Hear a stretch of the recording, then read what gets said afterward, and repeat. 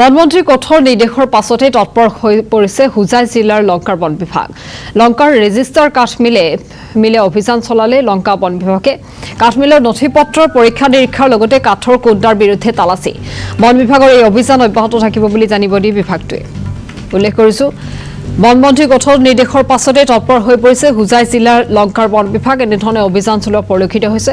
লংকাৰ ৰেজিষ্টাৰ কাঠৰ প্ৰতিটো মিলত অভিযান চলালে লংকা বন বিভাগে। কাঠৰ মিলৰ নথি পত্ৰৰ পৰীক্ষা নিৰীক্ষাৰ লগতে কাঠৰ কুণ্ডাৰ বিৰুদ্ধেও তালাচী অভিযান আৰম্ভ হৈছে। বন বিভাগৰ এই অভিযান অব্যাহত থাকিব বুলি জানিব দিয়ে বিভাগটোৱে।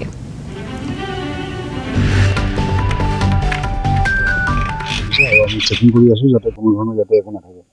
আৰু ৰিচেণ্টলি যোনটো বনমন্ত্ৰীৰ আদেশ আহিলে তাৰপিছত আমাৰ এইটো আৰু স্পীড আপ কৰিছোঁ কৰি পেলাই আমাৰ এৰিয়াত হোজাই ডিষ্ট্ৰিক্টৰ ভিতৰত যোনখিনি আছে যাতে কোনো সুৰুঙা নাথাকে আমি সেইটোত অভিযান চলাই আমি বিশেষভাৱে আমাৰ টিম লৈ পেলাই আমি এইবিলাক তদন্ত কৰি আছো। আজি লংকাত চাই আছো। আজি দুখন আমাৰ ৰেজিষ্টাৰ্ড মিলে হয়, দুখনত পালো।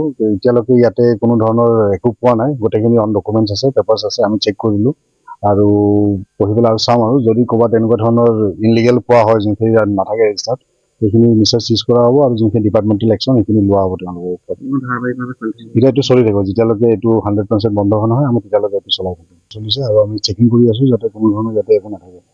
আৰু ৰিচেণ্টলি যোনটো বনমন্ত্ৰীৰ আদেশ আহিলে তাৰপিছত আমাৰ এইটো আৰু স্পীড আপ কৰিছোঁ কৰি পেলাই আমাৰ